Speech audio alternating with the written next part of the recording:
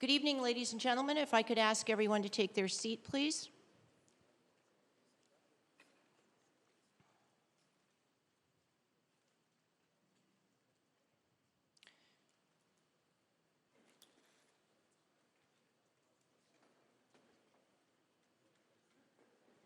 My name is Janet Brown. I'm Executive Director of the Commission on Presidential Debates, and I'd like to welcome you to the first presidential debate of 2020. There are a lot of people who have made extraordinary contributions to making this evening possible. And in a few moments, you will hear from two of our co-chairs to start the appreciation to those who have helped. Our third co-chair, Dot Ridings, is in Louisville, Kentucky tonight. Her leadership in debates goes back to 1976 and includes the presidency of the League of Women Voters. The CPD is the beneficiary of 33 years' worth of people who have been willing to put their name on our work. To all of those former presidents and chancellors of debate sites, to former moderators, to members of our Debates International Network who have set their clocks to 3 a.m. tomorrow morning to tune in live, we thank you with all our hearts. In 1987, Paul Kirk and Frank Fahrenkopf co-founded the CPD. I'd like to introduce the co-chair, Frank Fahrenkopf, and his colleague are also our co-chair, Ken Wallach, to start this part of the program.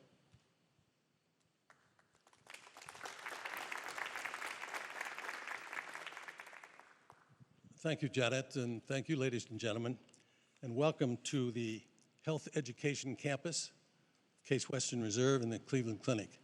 And if you have not had the opportunity yet to go around and see this fantastic facility, you really should. It's just a great tribute to everyone who's been involved with it, and it's so important to our nation. To say, as Janet mentioned, that this has been the most challenging time for this commission in its 33 years of existence due to the coronavirus problems. So many people, as Janet said, are responsible. We normally don't come out when my co-chairman and I come out and thank people, but we wouldn't be here today if it had not been for them. As we serve as both the sponsor and the producers of the debates, we have a crew of 65 people, most of which have been with us for years. Some of them go back to the first debates in 1988. And thanks so much to United Airlines, who stepped up to the plate and graciously provided to fly our whole crew from one site to another throughout the rest of the term of these debates. So we have a great shout out for United Airlines. Anheuser-Busch has been with us for 28 years, as has the firm of Crowell and Mooring in Washington, D.C. Also special thanks to some people in the network business, in the journalism business, Pentagram, CBS News Radio, and Intercom Communications. In the hotel behind us, the Intercontinental, there's a tremendously large room, which is called the Media Filing Center. There's only, I guess, is about 700 people in there today. We usually have 3,000 to 5,000 people in the Media Filing Center. And so with the cut down that we've had to, you can look around this audience, we normally have 900 people in the audience. You people are very fortunate to have the opportunity to be here tonight. But the National Press Club in Washington, D.C. tonight is hosting a media filing center for those journalists in Washington who couldn't be here tonight. And so we're very, very thankful for that. Many of you, I see faces here I've known and been in the audience before.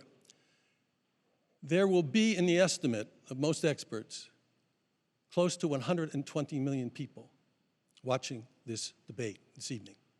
It'll be on their TV sets, it'll be on their computers, it'll be on their iPads, it'll be on their iPhones, it'll be listening on the radio. And those 120 million, or however it works out to be, deserve to be able to listen and observe on this stage tonight. These two men put forth the reasons why they should be elected president of the United States. And that's why it's been our history in the general election debates that we urge our audiences not to clap, not to yell, to sit silently and not interfere with these people who are trying to ascertain who they're going to vote for. Now, exactly at 9 o'clock, you're going to hear a lot of noise behind you. If you turn around now, you can take a quick look. There's 3 on this side and 3 on this side, and these are the major nets. And at 9 sharp, you're going to hear them all go on air. And so it makes a little noise, so don't be afraid by it. And I must, at the end, really thank the people that you saw on your way here tonight and you see around here.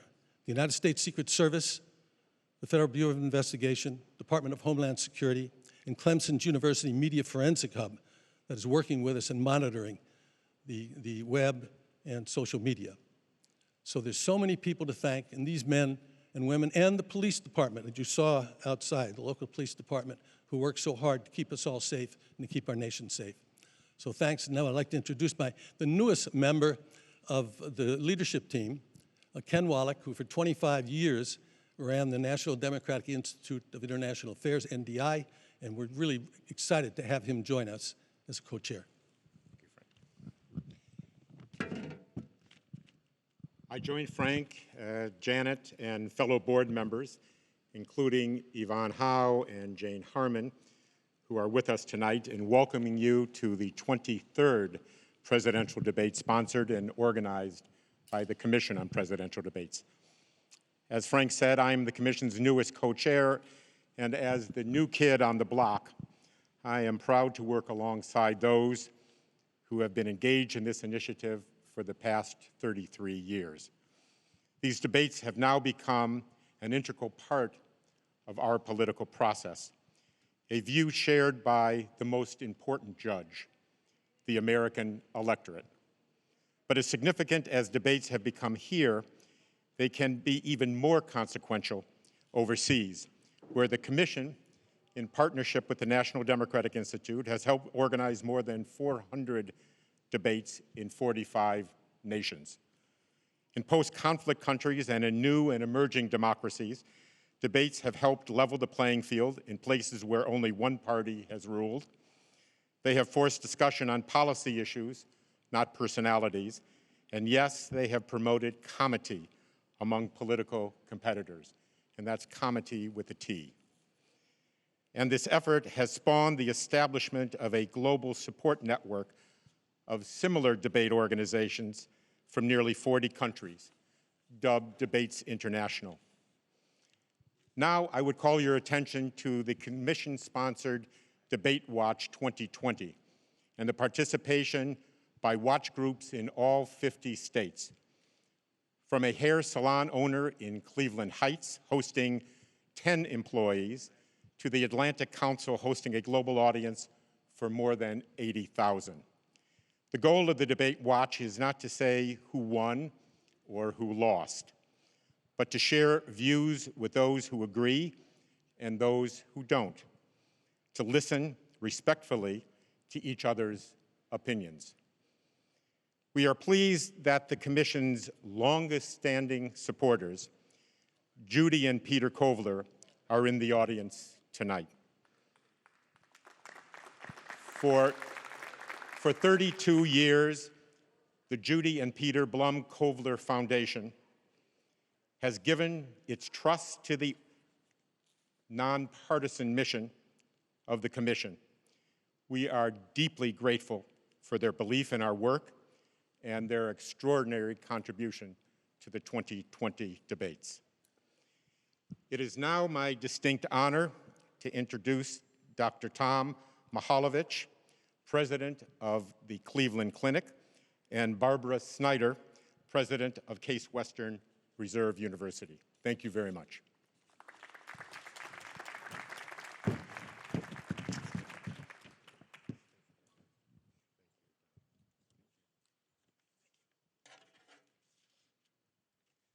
Good evening. On behalf of Cleveland Clinic, it is my pleasure to welcome you to the city of Cleveland. Tonight, you join us in the beautiful Sampson Pavilion of the Health Education Campus at Cleveland Clinic. We share this campus with our partners from Case Western Reserve University. This building is very special to us. It was opened just a year ago as a place for students, medical, nursing, and dental, to begin their professional journeys by learning together as teams. At that time, as we were opening this campus, none of us could have imagined that we would soon face a worldwide pandemic. When it happened, we converted this building into a COVID-19 surge hospital. The space in which you are sitting right now had 1,000 hospital beds. We called it the Hope Hospital. Thankfully, the surge did not come in Ohio. Yet tonight, this building serves another purpose, in support of our democracy, and it is a historic occasion for us and for our city. We are proud to support the Commission on Presidential Debates as their health security advisor. We at Cleveland Clinic and our 70,000 caregivers have been serving the health needs in Cleveland since 1921, nearly 100 years. Yet, our organization and our caregivers have never shone brighter than during this pandemic. The pandemic has brought out the best of our organization and our caregivers of our city and our state.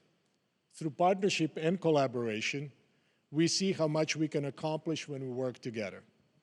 And we are particularly proud of our partnership with Case Western Reserve University. With that, I would like to introduce my colleague and friend, President of Case Western Reserve University, Barbara Snyder. Thank you, Tom. Case Western Reserve is honored to co-host this presidential debate with our partners at Cleveland Clinic and delighted to show you this spectacular space we created together. Research has long shown that team-based healthcare leads to better outcomes for patients. Yet nearly every academic institution continues to prepare students in separate buildings, literally in silos. Yet after spending years learning only with students from the same profession, doctors with doctors, nurses with nurses, and so on, they are suddenly expected to know how to work in teams once they get their diplomas. We knew there had to be a better way, and together we built it. When not filled with a stage and seats, this atrium gives hundreds of students a huge open space to study, talk, and simply be together. The entire building provides multiple spaces for them to come together, supported by an academic model that emphasizes opportunities to learn with and from one another. Add state-of-the-art technology, and we know our graduates will be uniquely prepared to excel in team-based care and ultimately to lead it. Along the way, Cleveland Clinic and Case Western Reserve also learned from one another. Among the most valuable lessons was that through collaboration, we achieve far more than either of us could achieve alone. Thank you, Tom, for being such a wonderful colleague and friend. Thank you to the Commission for giving both of our organizations the opportunity to be part of this historic event. It is a true privilege to contribute to our nation's democratic process. And thank you all for watching.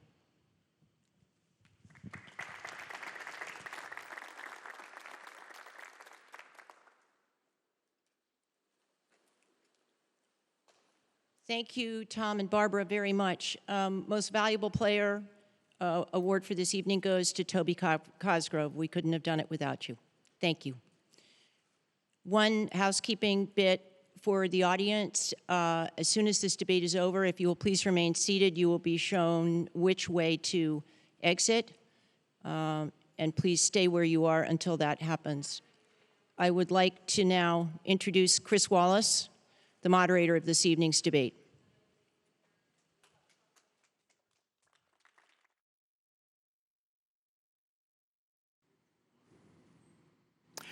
Good evening from the Health Education campus of Case Western Reserve University and the Cleveland Clinic. I'm Chris Wallace of Fox News, and I welcome you to the first of the 2020 presidential debates between President Donald J. Trump and former Vice President Joe Biden. This debate is sponsored by the Commission on Presidential Debates. The Commission has designed the format, 6 roughly 15-minute segments, with 2-minute answers from each candidate to the first question, then open discussion for the rest of each segment. Both campaigns have agreed to these rules. For the record, I decided the topics and the questions in each topic. I can assure you, none of the questions has been shared with the commission or the two candidates. This debate is being conducted under health and safety protocols designed by the Cleveland Clinic, which is serving as the health security advisor to the commission for all 4 debates. As a precaution, both campaigns have agreed the candidates will not shake hands at the beginning of tonight's debate. The audience here in the hall has promised to remain silent. No cheers, no boos or other interruptions, so we, and more importantly you, can focus on what the candidates have to say. No noise except right now, as we welcome the Republican nominee, President Trump, and the Democratic nominee, Vice President Biden.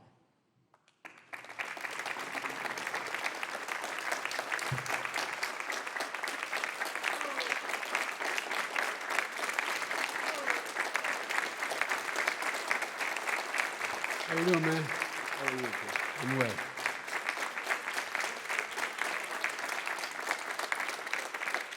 Gentlemen, a lot of people have been waiting for this night, so let's get going. Our first subject is the Supreme Court. President Trump, you nominated Amy Coney Barrett over the weekend to succeed the late Ruth Bader Ginsburg on the court. You say the Constitution is clear about your obligation and the Senate's to consider a nominee to the court.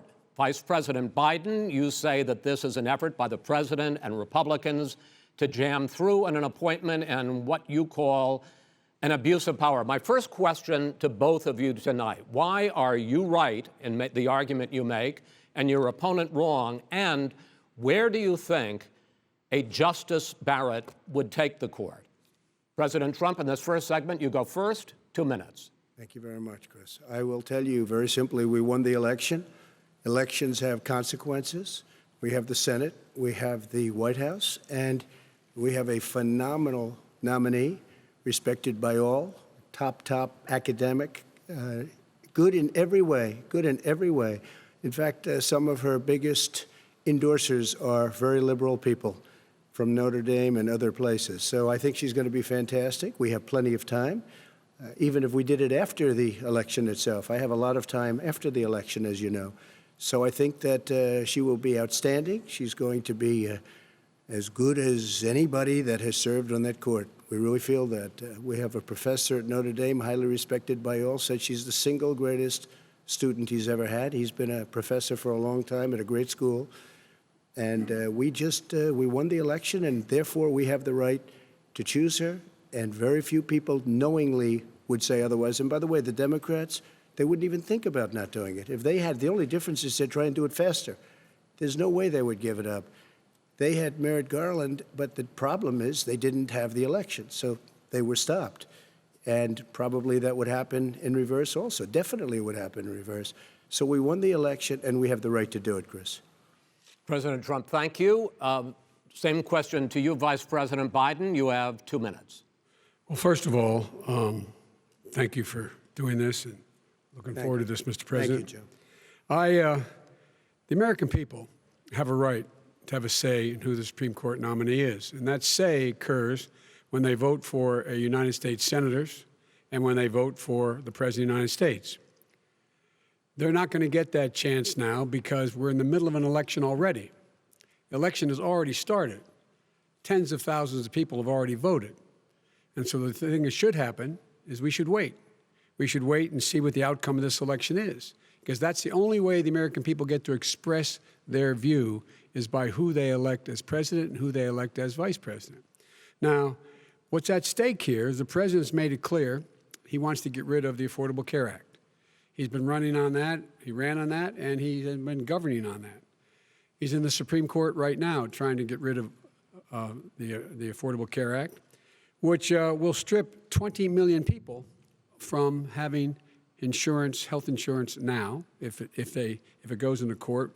And the justice, and I have nothing, I'm not opposed to the justice, she seems like a very fine person. But she's written before she went on the bench, which is her right, that she thinks that the Affordable Care Act is not constitutional. The other thing that's on the court, and if it's struck down, what happens? Women's rights are fundamentally changed. Once again, a woman could be pay more money because she has a pre-existing condition of pregnancy. They were able to charge a woman more for the same exact procedure a man gets. And that ended when we, in fact, passed the Affordable Care Act. And there's 100 million people who have pre-existing conditions, and they'll be taken away as well. Those pre-existing conditions, the insurance companies are going to love this. And so it's just not appropriate to do this before this election. If he wins the election and the Senate is Democrat or Republican, then he goes forward. If not, we should wait until February. All right. There aren't 100 million people with pre-existing conditions. As far as the say is concerned, the people already had their say.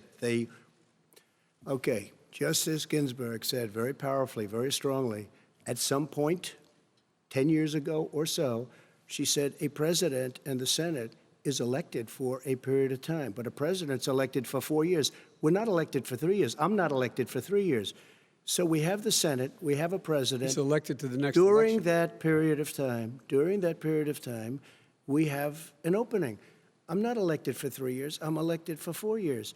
And the 100 million people, Joe, the 100 million people is totally wrong. I don't know where you got that number. The bigger problem that you have is that you're going to extinguish 180 million people with their private health care that they're very That's happy with. simply not true. Well, you're certainly going to socialist. You're going to socialist medicine. We're now into, gentlemen, we're now into open discussion. Open discussion. Open discussion. Yes, I agree. Go ahead, Vice President. Number White. one, he knows that what I proposed. What I proposed is that we expand Obamacare and we increase it. We do not wipe any, and one of the big debates we had with 23 of my colleagues trying to win the nomination that I won, were saying that Biden wanted to allow people to have private insurance still. They can. They do. They will under my proposal. It's not what you've said, But and it's not what that your party has said. That is simply your party a lie. doesn't say it. Your party wants to go socialist medicine My party is and me. socialist right healthcare. now, I am and the they're going to Democratic dominate Party. you, Joe. You know that. I am the Democratic Party right now. The platform of the Not according Democratic to Party Harris. is what I, in fact, approved of. What I approved of. Now, here's the deal. The deal is that it's going to wipe out pre-existing conditions. And by the way, the 200,000 people that have died on his watch, how many of those have survived?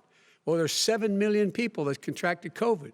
What does it mean for them going forward if you strike down the Affordable Care Act? Joe, you've had 308,000 military people dying because you couldn't provide them proper health care in the military. So don't tell me about this. I'm happy to talk about this. And if you were here, Look, it here's wouldn't the be deal. 200, it would be 2 million people because you were very late on the draw. You Late didn't on want the me to draw. ban China, which was heavily infected. You didn't want me to ban All right, gentlemen, Europe, which was heavily Mr. President, You would have Mr. been much President, later, Joe. Mr. President, much later. Mr. President, You're talking about 2 million people. You're Mr. not gonna be able to President, as shut the him up. moderator, we are going to talk about COVID in the next segment, but go ahead. Let me finish. The point is that the president also is opposed to Roe v. Wade. That's on the ballot as well in the court. And so that's also at stake right now. And so the election is already You don't know it's on the begun. ballot. Why is it on the ballot? Because Why is you it on the said ballot? It's not you're- on the ballot. It's on the ballot in the I court. don't think so. In the court. Well, There's nothing happening there. Donald, would you And just you don't be quiet know for a minute? her view on Roe v. Wade. You I don't don't know her know. view. Well, all right. Let's talk. We got a lot to unpack here, gentlemen. We got a lot of time. So, on health care, and then we'll come back to Roe v. Wade. All right. Mr. President, the Supreme Court will hear a case a week after the election in which the Trump administration, along with 18 state attorneys general, are seeking to overturn That's right. Obamacare, to end Obamacare. You have spent the last... Because they want to give good health care. If I may ask my question, sir. Good health care. Over the last 4 years, you have promised to repeal and replace Obamacare, but you have never in these 4 years come up with a plan, a comprehensive plan Yes, to I have. replace Obamacare. Of course I have. Well, I'll I give got you an rid of the and individual when I finish, mandate. I'm going to give you an Excuse opportunity. me. I got rid of the individual mandate, which was a That is big not a chunk of comprehensive Obamacare. That plan. is absolutely a big thing. That was the worst I part of didn't ask, Obamacare. Sir, Chris, you're that was the debating him, worst not part me. of Obamacare. Let me ask my question. Well, I'll ask Joe. The individual mandate was the most unpopular aspect of Obamacare. I got rid of it. I'd like you and we to, will protect Mr. people President, with I'm the pre-existing moderator of this conditions. debate, and I would like you to let me ask my question, and then you can answer your ahead. question. You, in the course of these 4 years, have never come up with a comprehensive plan to replace Obamacare, and just this last Thursday, you signed a largely symbolic executive order to protect people with pre-existing conditions 5 days before this debate. So my question, sir, is what is the Trump health care plan? Fine. Well, first of all, I guess I'm debating you, not him, but that's okay. I'm not surprised. Let me just tell you something, that there's nothing symbolic. I'm cutting drug prices. I'm going with favored nations, which no president has the courage to do because you're going against Big Pharma. Drug prices will be coming down 80 or 90%. You could have done it during your 47-year period in government, but you didn't do it. Nobody's done it. So we're cutting health care. All of the things that we've done, He has not cut insulin. health I give you an example, insulin. It was destroying families, destroying people. The cost, I'm getting it for so cheap. It's like water, you want to know the truth. So cheap. Take a look at all of the drugs what we're doing, prescription drug prices. We're going to allow our governors now to go to other countries to buy drugs because they pay just a tiny fraction. As I say, this is open discussion. No, Let but me this ask is you about, big. This you'll is be happy, big stuff. Sir, you'll be happy. I'm about to pick up on one of your points to ask the Vice President, which is he points out that you would like to add a public option to Obamacare, and Yes. the argument that he makes and other Republicans make is that that is going to end private insurance. It is and not. will, if I sorry. can ask you the question, it will Not end what your party says, by the way. it will end private insurance and create a government takeover of health care. It does not. It's only for those people who are so poor they qualify for Medicaid. They can get that free in most states, except governors who want to deny people who are poor Medicaid. Anyone who qualifies for Medicare Medicaid would automatically be enrolled in the public option. The vast majority of the American people would still not be in that option, number one. Joe, you Number agreed two. with Bernie Sanders, who's far left, on the manifesto, we call it, and that gives you socialized medicine. Look, hey, Are you saying I'm not you going to didn't listen agree? to him. The fact of the matter is, I beat Bernie Sanders. Not by much. I beat him a whole hell of a lot. I'm Not by here much. standing facing you, old buddy. Pocahontas would have left Well, 2 days I tell early. you, You would have lost every primary. All he knows how to on do Super is hurt. Tuesday. You got Look, very lucky. here's the deal. I got very lucky. I'm going to get very lucky tonight as well. And tonight I'm going to make what? sure, because With what? here's the deal. Here's the deal. The fact is that everything he's saying so far is simply a lie. I'm not here to call out his lies. Everybody knows he's a liar. But you I just agree. want to Hey, make sure. Joe, you're the liar. I want to make sure. Graduated last in your class, not first in your class. I want to make Mr. sure. President, can you let him finish, sir? No, he doesn't know how to do that. He has, You'd be surprised. You pick You'd be surprised. the Go ahead, wrong Joe. guy, Go, the wrong Joe, night at go. the wrong time. Listen, you agreed with Here's the Bernie deal. Sanders to the The manifesto. whole idea. Now Let you're him- disavowing it. There Go ahead. is no manifesto, number Please one. let him speak, Mr. Number President. two. You just lost the left. Number two. You just lost the left. You agreed with Bernie Sanders on a plan Folks, that's absolutely agreed folks, do you have to, any and under that idea plan, what you have this clown's socialized, doing? They call it Mr. Medicare. Do you have any President. do? Socialized medicine. Mr. Well, President, I tell you what, he is not for any help for people needing health care. Because Bernie? because he, in fact, already has cost 10 million people their health care that they had from their employers because of his recession. Number one. Number two, yeah. there are 20 million people getting health care through Obamacare now that he wants to take it away. He won't ever look you in the eye and say that's what he wants to do. Take it away. No, I want to give them Number better three. health care at a much lower price But- because and by the way, Obamacare he doesn't is know no how. good. He doesn't know how I've to do already that. fixed it. He has never I've offered already a fixed plan. it to an extent. He has never Obamacare, done a as single you might thing. know, but probably don't. Gentlemen, gentlemen, you realize is no if you're good, both Joe. speaking at the It's no same good, time, and it's too expensive. let the President, go ahead, sir. Obamacare is no good. We made it better, and I had a choice to make very early on. We took away the individual mandate. We guarantee pre-existing conditions, but took away the individual mandate. Listen, this is the way it is. And that destroyed, that they shouldn't even call it Obamacare. Then I had a choice to make. Do I let my people run it really well or badly? If I run it badly, they'll probably blame him, but they'll blame me. But more importantly, I want to help people, okay? I said, you got to run it so well. That's what he's and I known for. just had a meeting with them. They said, the problem is no matter how well you run Obamacare, it's a disaster. It's too expensive. I got you. Premiums I are got too it. high, and That's it what his doesn't work. people- that's so what his people we said. do want to No, get no, rid of it. but it's Chris, an we open want to get rid of it. I and understand give it, sir, something but I that's have cheaper to and give you better. roughly equal time. Good. Please let the Vice President talk. Good. He has no plan for health care. Of course we do.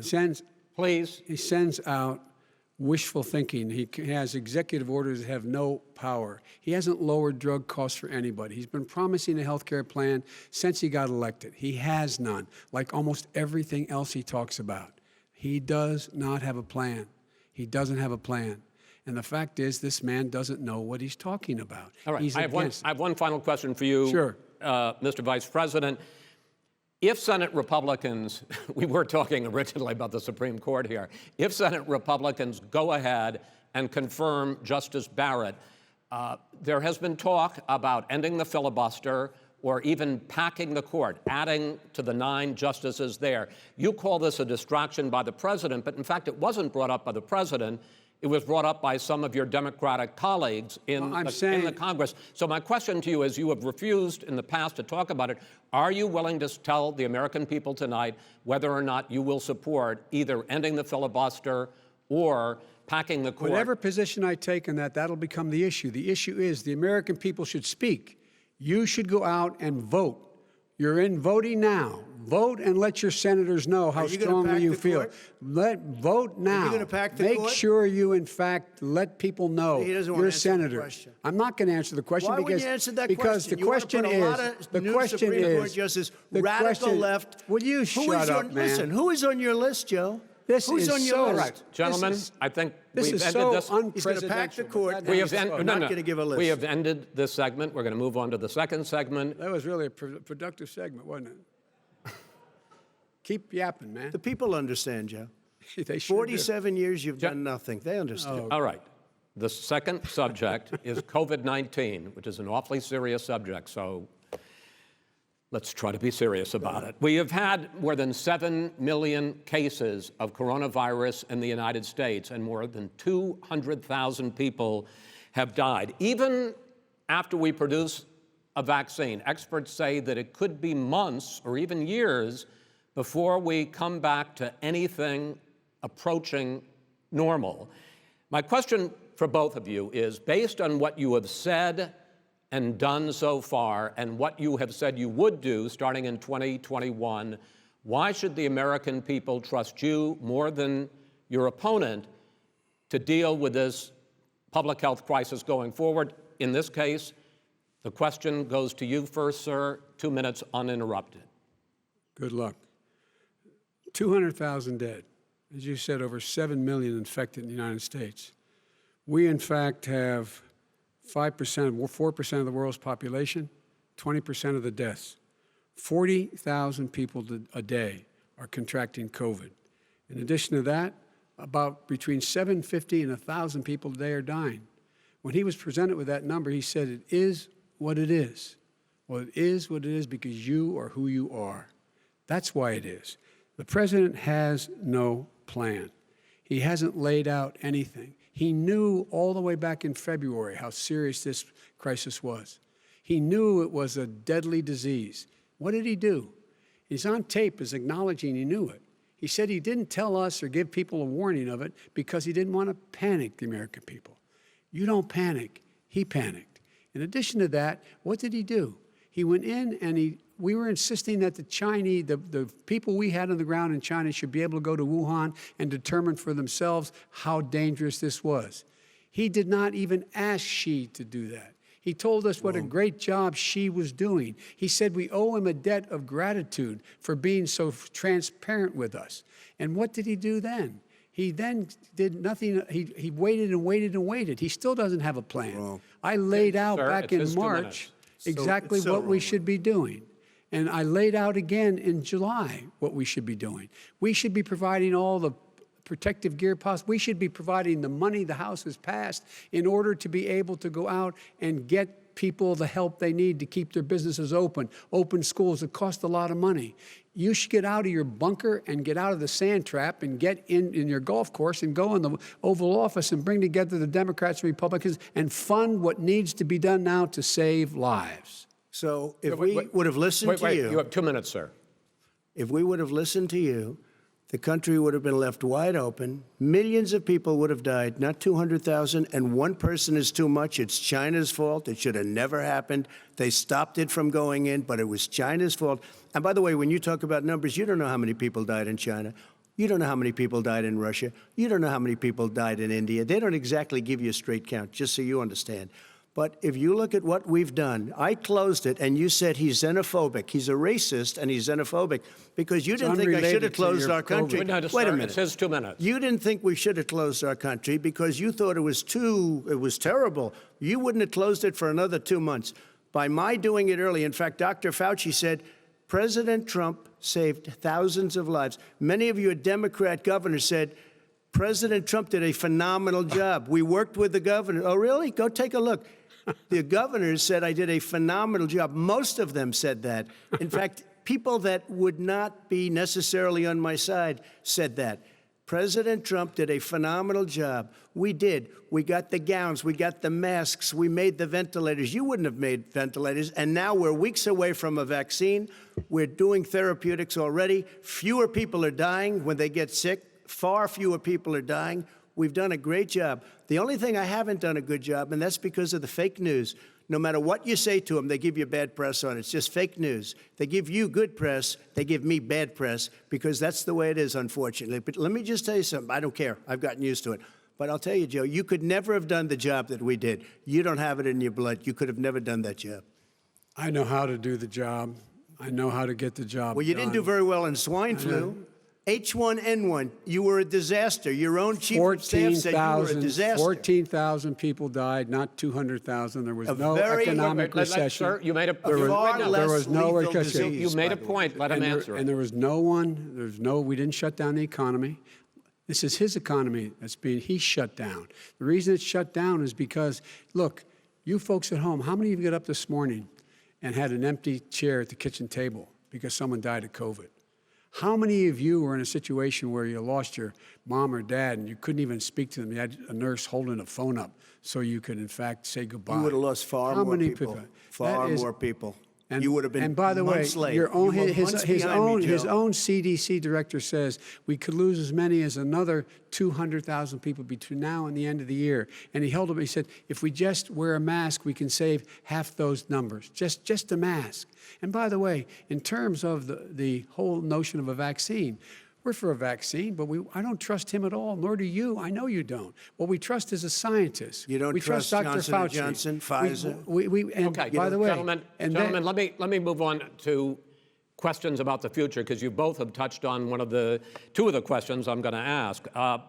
Focusing on the future first, President Trump, you have repeatedly either contradicted or been at odds with some of your government's own top scientists. The week before last, the head of the Centers for Disease Control, Dr. Redfield, said it would be summer before the vaccine would become generally available to the public. You said that he was confused and mistaken. Those were your two words. Yeah. But Dr. Slaoui, the head of your Operation Warp Speed, has said exactly the same thing. Are they both wrong? Well, I've spoken to the companies, and we can have it a lot sooner. It's a very political thing because people like this would rather make it political than save lives. God. It is a very political thing. I've spoken to Pfizer. I've spoken to all of the people that you have to speak to. We have great Moderna, Johnson & Johnson, and others.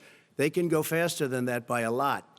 Become very political because the left, or I don't know if I call them left, I don't know what I call So you're suggesting that the head of your Operation Warp Speed, Dr. Slaoui? I disagree with him. Yeah, no, I disagree with both of them. And he didn't say that. He said it could be there, but it could also be much sooner. I had him in my office 2 days ago. He talked about the summer, sir, before it's generally available, just like He Dr. said it's a Redfield. possibility that we'll have the answer before November 1st. It could also I'm be talking after about when it's that. generally available, not when it Well, will we're be. going to deliver it right away. We have the military all set up. Logistically, they're all set up. We have our military that delivers soldiers, and they can do 200,000 a day. They're going to be This delivering is the the same vaccine. man It's who all told set you up. by Easter this would be gone away. By the warm weather, it'd be gone. Miraculous, like a miracle. And by the way, maybe you could inject some bleach in your arm, and that would take care of it. This is the same That man. was said sarcastically, and you know that. That was said sarcastically. And so here's the deal. This man is talking about a vaccine. Every serious company is talking about maybe having a vaccine done by the end of the year. But the distribution of that vaccine will not occur until sometime beginning or the middle of next year to get it out, if we get the vaccine. And pray God we will. Pray God we will. Mr. Vice President, I want to pick up, though. You'll have on the that. vaccine I sooner want to than pick that. up on this question, though. You say the public can trust the scientists, but they can't trust President Trump. In fact, you said that again tonight. Your running mate, Senator Harris, goes further, saying the public health experts, quote, will be muzzled, will be suppressed. Given the fact that polls already show that people are concerned about the vaccine and are reluctant to take it, are you and your running mate, Senator Harris, contributing to that fear? No more than the question you just asked him. You pointed out. He puts pressure and disagrees with his own scientists. But you're saying Everybody you can't, or knows. Senator And Harris is saying no, you can't trust the scientists. No, you can trust the scientists. She didn't say that. You can't trust She said the public health Did say experts, that. quote, will be muzzled, will Yes. be suppressed. Well, that's what he's going to try to do. But there's millions of scientists, there's thousands of scientists out there, like here at this great hospital, that don't work for him. Their job doesn't depend on him. That's not, they're the people, and by the way. I spoke to the and Fauci, scientists that are in charge. By the way. They will have the vaccine very soon. Let him finish. Do you believe for a moment what he's telling you in light of all the lies he's told you about the whole issue relating to COVID? He still hasn't even acknowledged that he knew this was happening, knew how dangerous it was going to be back in February, and he didn't even tell you. He's on record as saying it. He panicked or he just looked at the stock market, one of the two, because guess what? A lot of people died, and a lot more are going to die unless he gets a lot smarter, a lot quicker. So- Mr. President? Did you use the word smart? So you said you went to Delaware State, but you forgot the name of your college. You didn't go to Delaware State. You graduated either the lowest or almost the lowest in your class. Don't ever use the word smart with me. Don't ever use that word. Oh, give me a break. Because you know what? There's nothing smart about you, Joe. 47 years, you've done nothing. let's have this debate. And if We'll you see would have who's had, let me just tell you something, Joe. No, If you would have had the charge of what I was put through, I had to close the greatest economy in the history of our country. And by the way, now it's being built again. see, and he- it's We're going to going get up to the fast. economy in the next segment, sir. Okay. It's going up fast. Okay. Look forward to talking. When it comes to how the virus has been handled so far, the two of you have taken very different approaches, and this is going to affect how the virus is handled going forward by whichever of you ends up becoming the next president. I want to quickly go through several of those. Reopenings. Vice President Biden, you have been much more reluctant than President Trump about reopening the economy and schools. Why, sir? Because he doesn't have a plan. If I were running, I know what the plan is. You've got to provide these businesses the ability to have the money to be able to reopen with the PPE as well as with the sanitation they need. You have to provide that them to Nancy plastic. Pelosi. Well, he's just shush for a minute. Tell it to Nancy Pelosi. And Schumer, by the Brian way, Chuck. Nancy Pelosi and Schumer, they have a plan. He won't even meet with them. The Republicans won't meet with him in the Okay. Senate. And he sits on his golf course. And, well, I mean, literally, think about it. You probably play think more than about I it. do, Joe. What about this question of reopenings and the fact? Well, he wants to shut down this country, and I want to keep it open. And we did a he great thing just by admitted shutting he it shut down. it down. Wait a minute, Let Joe. him Let me finish, shut sir. you down for a second, Joe, just for 1 second. He wants to shut down the country. We just went through it. We had to because we didn't know anything about the disease. Now we found that elderly people with heart problems and diabetes and different problems are very, very vulnerable. We learned a lot. Young children aren't. Even younger people aren't. We've learned a lot. But he wants to shut it down. More people will be hurt by continuing. If you look at Pennsylvania, if you look at certain states that have been shut down, they have Democrat governors all. One of the reasons they're shut down is because they want to keep it shut down until after the election on November 3rd. I want to move on to another because subject. it's a I want to move political on to thing. another subject. gotta But respond. those states are not doing well that are shut down Which is right gotta now. respond to that. President Wants to shut Trump, down the you whole have country. begun to increasingly question the effectiveness of masks as a disease preventer. And in fact, recently you have cited the issue of waiters touching their masks and touching plates. Are you questioning No, I think the masks efficacy are okay. of You have masks? to understand, if you look, I mean, I have a mask right here. I put a mask on, when I think I need it. Tonight, as an example, everybody's had a test, and you've had social distancing and all of the things that you have to, but I Just wear like your masks rallies. when needed. When needed, I wear masks. Okay, let me ask. I don't wear masks like him. Every time you see him, he's got a mask. He could be speaking 200 feet away from it. He shows up with the biggest mask I've ever seen. I will say this. Vice President Biden, go ahead, sir. Look, the way to open businesses is give them the wherewithal to be able to open. We provided money. The Congress. But I was asking you, sir, about masks. Well, masks make a big difference. His own head of the CDC said if we just wore masks between now, everybody wore masks in social distance between now and January, we'd probably save up to 100,000 lives. It matters. And they've also said the opposite. They've also said the opposite. No serious person said the opposite. They've No also said, well, look serious at Dr. you- Fauci. Dr. Fauci said the He opposite. did not I say want to the ask you, we got a said little very bit more than strongly, a minute left in this masks segment. are not good. Then he changed his mind. He said masks are good. I'm wanna okay ask- with masks. I I'm want to not ask you fighting both about masks. one last subject, because your different approaches has even affected the way that you have campaigned. President Trump, you're holding large rallies with crowds packed together, thousands of people. Outside. Outside, yes, sir, agreed.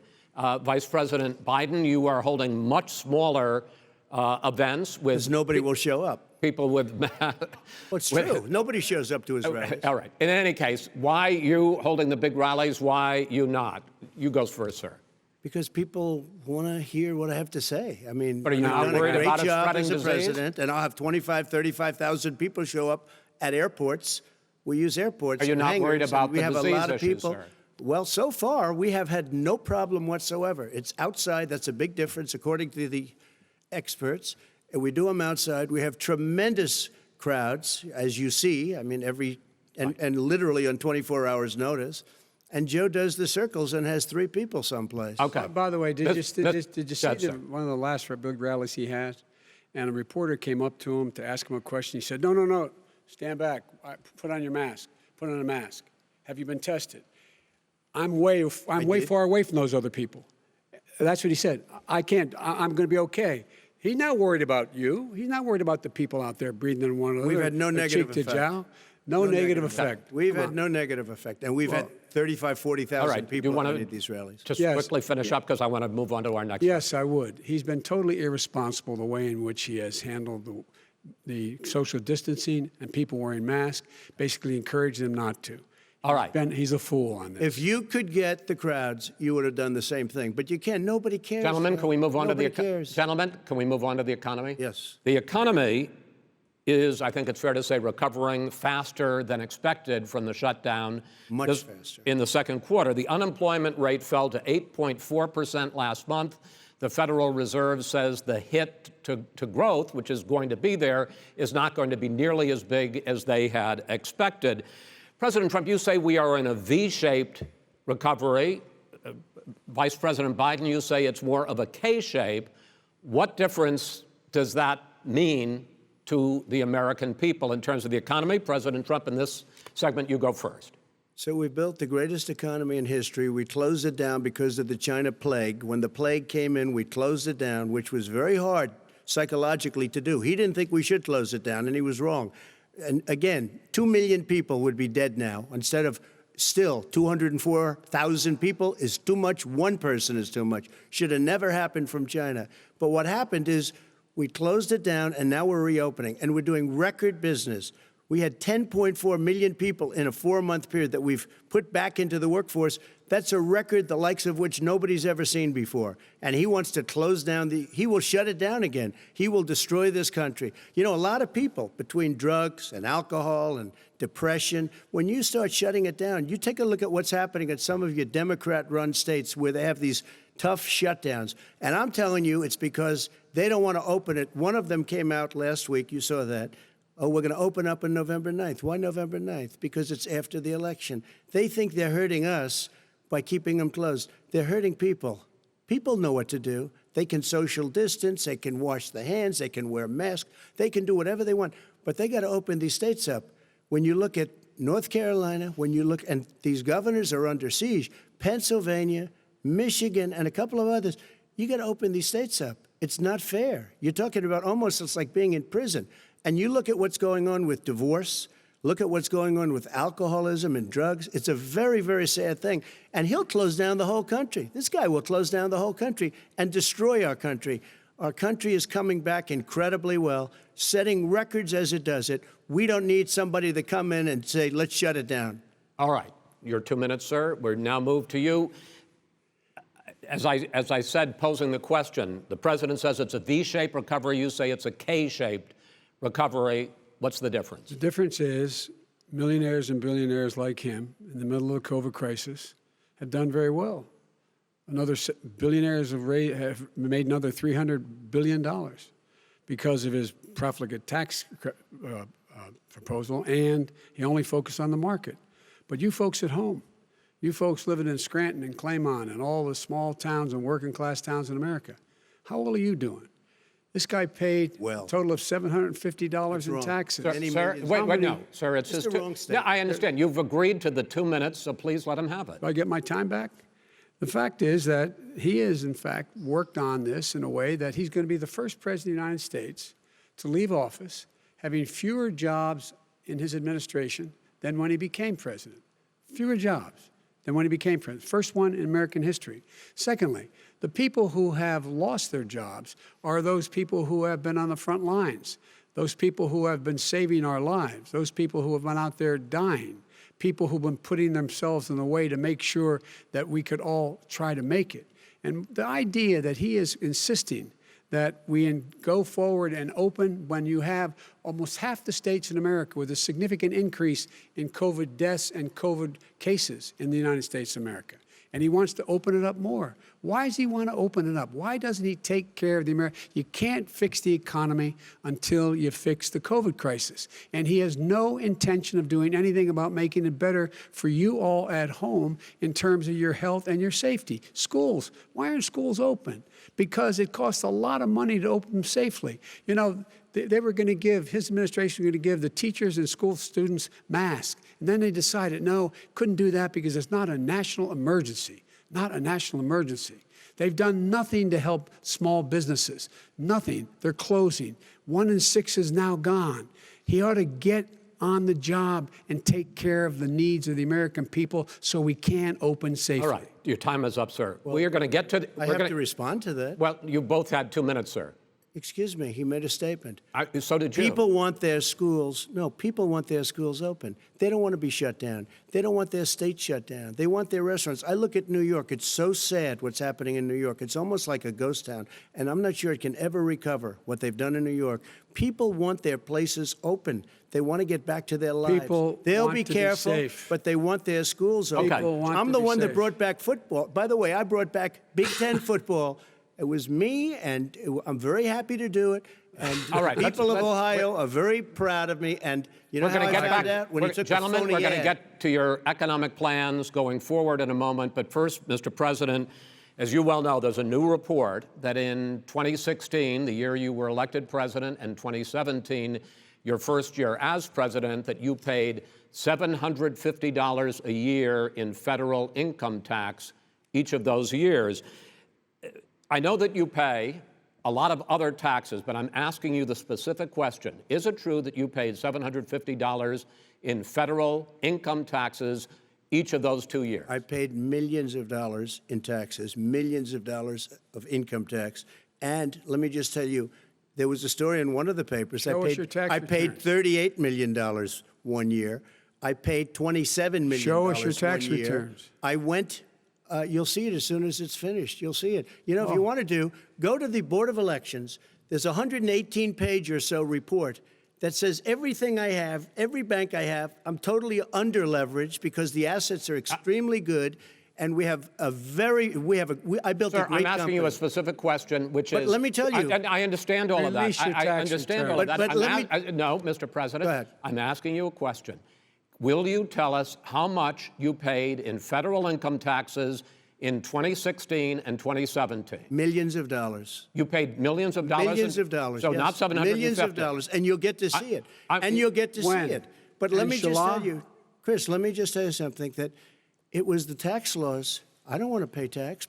Before I came here, I was a private developer. I was a private business people. Like every other private person, unless they're stupid, they go through the laws, and that's what it is. He passed a tax bill that gave us all these privileges for depreciation and for tax credits. We build a building and we get tax credits, like the hotel on Pennsylvania Avenue. You get a massive, which, by the way, was given to me by the Obama administration, if you can believe that. Now, the man got fired right after that happened. But Vice President Biden, you want to respond? Yeah, I do want to respond. Look, the tax code that made him put him in a position that he pays less tax than a school teacher on the money a school teacher makes, is because of him he says he's smart because he can take advantage of the tax code. And he does take advantage of the tax code. That's why I'm going to eliminate the Trump tax cuts. And I'm going to eliminate those tax cuts and make sure that we invest in the people who, in fact, need the help. People out there need help. But why didn't you do it over the last 25 years? Because you weren't president. Because you weren't president screwing things up. You were a senator. And You're by the way, worst you were president America has ever had. Hey, Come Joe, on. let me just tell you, Joe. I've done more in 47 months. I've done more than you've done in 47 years, Joe. We've done things that you never even thought of doing, including fixing the broken military that you gave me, including taking care of your vets. Mr. President, we're talking about the economy. I'd like to ask you about your plans going forward because, Mr. Vice President, your economic plan, if you were to be elected president, focuses a lot on big government, big taxes, big spending. I want to focus first on the taxes. You propose more than $4 trillion over a decade in new taxes on individuals making more than $400,000 a year and on corporations. President Trump says that that kind of an increase in taxes is going to hurt the economy as it's just coming out of a recession. Well, just take a look at what the analysis done by Wall Street firms. Points out that my economic plan would create 7 million more jobs than his in 4 years, number one. And number two, it would create an additional $1 trillion in economic growth because it would be about buying American. That we're going to make this federal government spend $600 billion a year on everything from ships to steel to buildings and the like.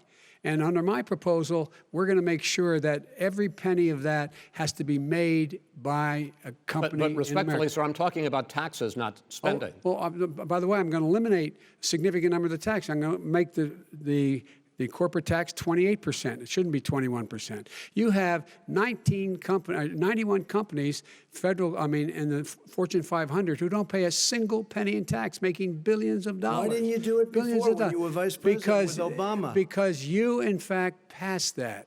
That was your tax proposal. I got it done. And you know what happened? Yeah, you got it done. Our economy boomed like it's never boomed The economy is Mr. busted. President, Let me finish. Mr. President, let me pick up on that. You would continue your free market approach, lower taxes, more deregulation, correct? Not lower taxes for the American people. Excuse me. But in Obama's, you talk about the economy booming, it turns out that in Obama's final 3 years as president, more jobs were created, 1.5 million more jobs than in the first 3 years of your presidency. They had the slowest recovery economic recovery since 1929. It was the slowest recovery. Also, they took over something that was down here. All you had to do is turn on the lights and you pick up a lot.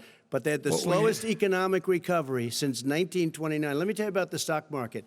When the stock market goes up, that means jobs. It also means 401ks. If you got in, if you ever became president with your ideas, you want to terminate my taxes, I'll tell you what, you'll lose half of the companies that have poured in here will leave, and plenty of companies that are already here, they'll leave for other places. They will leave, and you will have a depression, the likes of which you've never seen. Look, we inherited the worst recession short of a depression in American history. I was asked to bring it back. We were able to have an economic recovery that created the jobs you're talking about. We handed him a booming economy. He blew it. It wasn't booming. Blew it. It wasn't booming. It was the weakest recovery since 1929. Is it fair to say he blew it when fact, there was record low unemployment before COVID? Yeah, but because what he did, even before COVID, manufacturing went in the hole. Excuse number me, one. Chris. Wait. Number two. Chris. Number three. They said it would take. No, you're on number two. No. Chris. They said it would take a miracle to bring back manufacturing. I brought back 700,000 jobs. They brought back nothing. They gave up on manufacturing. Part of my standard fare. I'm the guy that brought back the automobile industry. All right, let him. We brought back. I was asked to bring back Chrysler and General Motors. We brought them back right here in the state of Ohio and Michigan. He blew it. They're gone. He blew it. And in fact, they're going Ohio had the best year it's ever had last year. Michigan had the best year they've ever had. That is not Many true. car companies came in from Germany, from Japan, went to Michigan, went to Ohio. They're not having And they didn't come in with you. Mr. Vice President, go ahead. And so you take a look at what he's actually done. He's done very little. His trade deals are the same way. He talks about these great trade deals. You know, he talks about the art of the deal. China's perfected the art of the steal. We have a higher deficit with China now than we did before. We have the highest trade deficit China with ate Mexico. your lunch, down All right, gentlemen, 18%. China ate your lunch, Joe, and no wonder your son goes in and he takes out billions of dollars, to manage. He makes millions of dollars. And also, Simply while we're not at it, true. why is it, just out of curiosity, the mayor of Moscow's wife gave your son $3.5 million. is What not did he true. do to deserve it? That What is did he do with Burisma none to of that- deserve Wait, $183,000? None You've of asked that your is question, true. let him answer. None of that is true. It's Oh, really? been He didn't totally get But no, $3.5 hey, million? Mr. President, It's Mr. totally- President, please. You've asked totally a question. discredited. Totally discredited. And by the way, Well, wait, he didn't get No, no. $3.5 million, Joe? Mr. Vice, He got Mr. $3.5 million. President, it is not true. Oh, really? Mr. Oh. President, But, Mr. it's an open discussion, please. Now, It's a fact. Well, There's- it you is have not a raised an fact. issue. Let the been Vice totally President answer. discredited. Did There was a Burisma pay him report. $183,000 a month with no experience in energy? Mr. Look, President, my job? son did nothing wrong at Burisma. I think he did. and Mr. the only guy President, that let did him some- answer. He doesn't want to let me answer because he knows I have the truth. His position has been totally, thoroughly discredited. who? And The media? By everybody. Well, by the By the media, media, by our because they refuse to allies, by talk the about it World because they're Bank, embarrassed. by everyone has discredited. Matter of fact, even the people President, who please stop. testified under oath. So let me under ask you oath, this, under- Joe. under No, no, oath. go ahead, Mr. I'm listening to Even the you. people under. He got $3.5 million from testified- Moscow. He testified under oath, and his administration said, "I did my job and I did it very well. Oh, I really? did it I'd like to know honorably." who they are. Well, I'll give you the list I'll of the fire people who them. testified. No, go ahead, sir. Sure, you've already fired most of them because they did a Some good because job. some people don't do a well, good here's job. With you, Go they ahead. said- You get here's the the, wait a deal. minute. You get the final word, Mr. Well, it's hard to get any word in with this clown. Excuse me, this. Hey, this let me just person. say, Joe. No. I'm Mr. President. I'm $3.5 Mr. million, President. Joe. That is simply. Why did not he true. deserve $3.5 million It from did- Moscow? Look, here's the deal. We want to talk about families and ethics. I don't want to do that. I mean, his family we could talk about all night. His family's My already. family, No, let him go. my Let- family already lost wrote- a fortune by Go ahead. coming down and helping Go us ahead. with Go ahead, government. sir. And that's such a. they're right No, here. Mr. That's President. such Every a great. single one of them lost This a is not fortune about by President. my coming and family or helping his us with family. It's government. about your family, They the didn't American collect $3.5 people. million He for doesn't. nothing. That's not true. It doesn't want to talk about what you need. You, the American people. It's about you. That's what we're talking about you here. should All right, Take that's Not the, about end of here. that's the end of the Shouldn't have segment. taken the money. We're moving on. He didn't take them. Well, Vice it's a very- President, but Chris, no, can I be honest? It's a very important Try to be question. honest. No, I- He I- stood up. No, he stood up, the answer to and the he question is no. threatened Ukraine. No, sir. With $1 billion, if you That don't get rid of is the If you're- trust. you know what, you're- absolutely wait, not stop. You're true. on tape You're- doing it. you're gonna on have- tape. True. Gentlemen, Is- I hate to raise Chris, my voice, he's but on it seems tape. to be, why should I be different than the two of you? So here's the Got a deal. good point. We have 6 segments. We have ended that segment. We're going to go to the next segment. In that segment, you each are going to have 2 uninterrupted moments. In those 2 uninterrupted minutes, Mr. President, you can say anything you want. I'm going to ask a question about race, but if you want to answer about something else, go ahead. But I think that the country would be better served if we allowed both people to speak with fewer interruptions. I'm appealing to you, sir, to do that. Well, and him too. Well, frankly, you've been doing more interrupting Well, that's than he all right, has. but he does plenty. Well, less than, sir, less there's than. plenty. No, less than you have. Let's please continue on. The issue of race. Vice President Biden, you say that President Trump's response to the violence in Charlottesville 3 years ago, when he talked about very fine people on both sides, was what directly led you to launch this run for president. Oh, yeah, sure. President Trump, you have often said that you believe you have done more for Black Americans than any president, with the possible exception of Abraham Lincoln. My question for the two of you is, why should voters trust you rather than your opponent to deal with the race issues facing this country over the next 4 years? Vice President Biden, you go first. It's about equity and equality. It's about decency. It's about the Constitution. And we have never walked away from trying to require equity for everyone, equality for the whole of America. But we've never accomplished it. But we've never walked away from it like he has done. It is true. The reason I got in the race is when those people, close your eyes, remember what those people looked like coming out of the fields carrying torches, their veins bulging, just spewing anti-Semitic bile, and accompanied by the Ku Klux Klan. A young woman got killed. And they asked the president what he thought. He said there were very fine people on both sides. No president has ever said anything like that. It is who's now, 2 second, minutes, sir. Second point I'd make to you is that when Floyd was killed, when Mr. Floyd was killed, there was a peaceful protest in front of the White House. What did he do? He came out of his bunker, had the military use tear gas on him so he could walk across to a church and hold up a Bible. And then what happened after that? The bishop of that very church said that it was a disgrace. The general who was with him said all he ever wants to do is divide people, not unite people at all.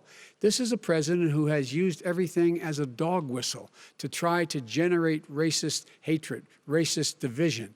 This is a man who, in fact, you talk about helping African Americans. 1 in 1,000 African Americans has been killed because of the coronavirus. And if he doesn't do something quickly, by the end of the year, 1 in 500 will have been killed. 1 in 500 African Americans. This man is a savior of African Americans. This man cares at all. This man's done virtually nothing. Look, the fact is that you have to look at what he talks about. You have to look at what he did. And what he did has been disastrous for the African American community.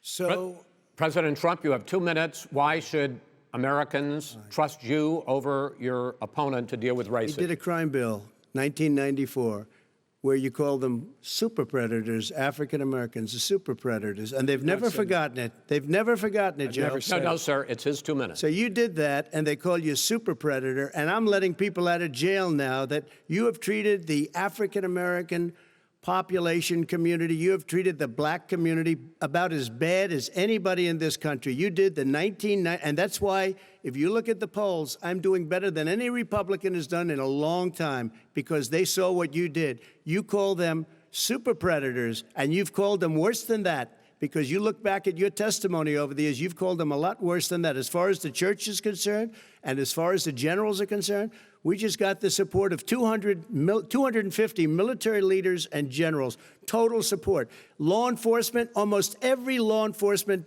group in the United States. I have Florida, I have Texas, I have Ohio, I have Portland. The sheriff just came out today and he said, I support President Trump. I don't think you have any law enforcement. You can't even say the word law enforcement, because if you say those words, you're going to lose all of your radical left supporters.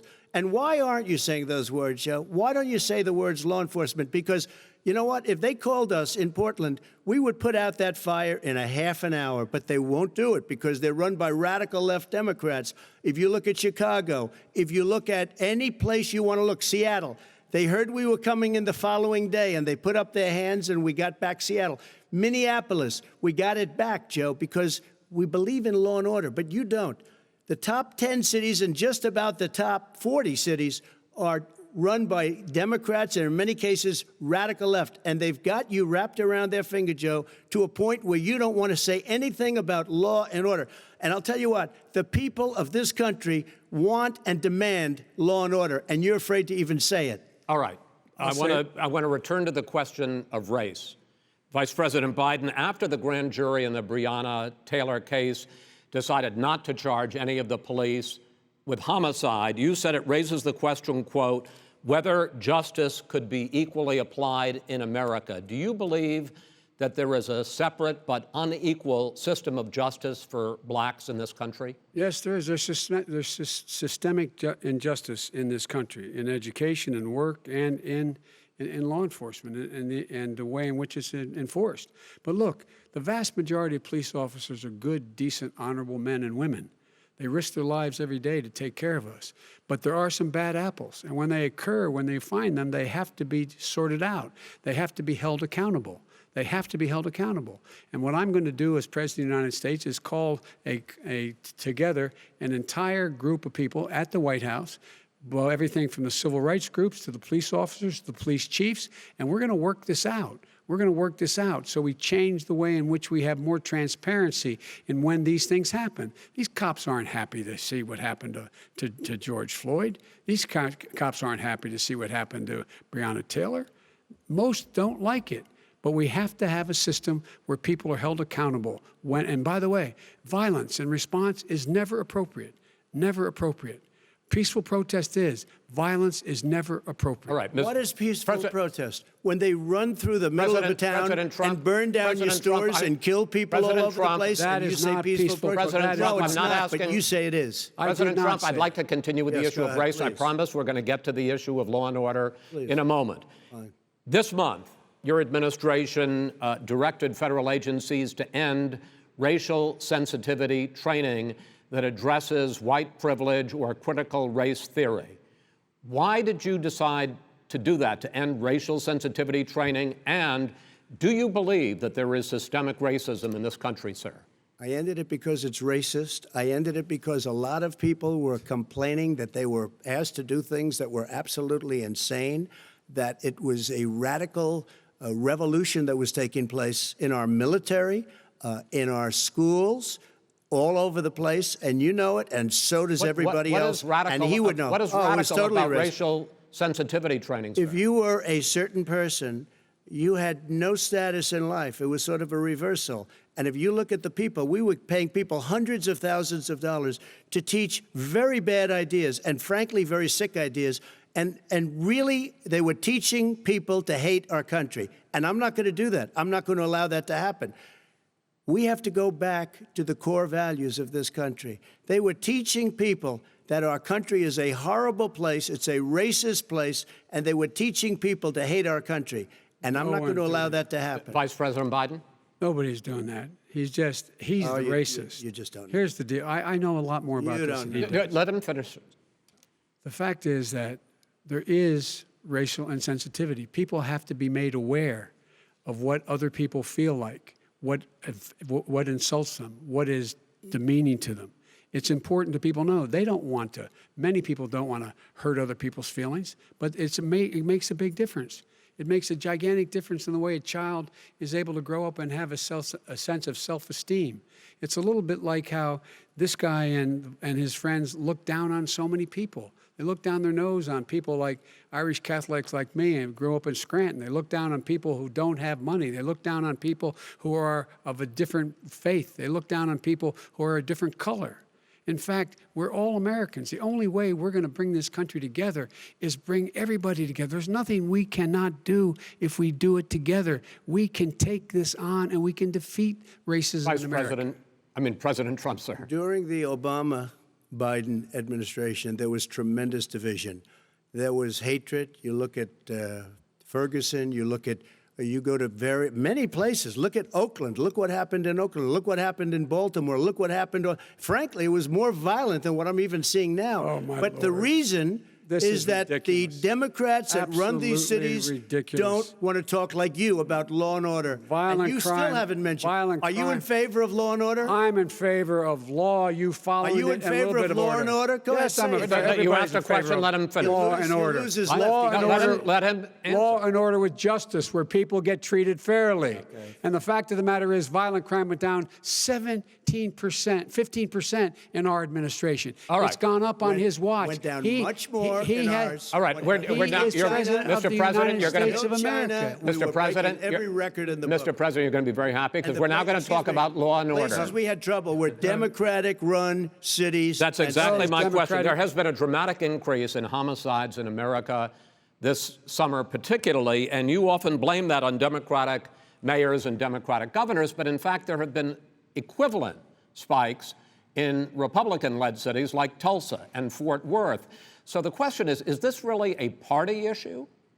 I think it's a party issue. You can bring in a couple of examples, but if you look at Chicago, what's going on in Chicago, where 53 people were shot and 8 died, shot. If you look at New York, where it's going up like nobody's ever seen anything, the numbers are going up 100, 150, 200%. crime. Republican It is cities. crazy what's going on.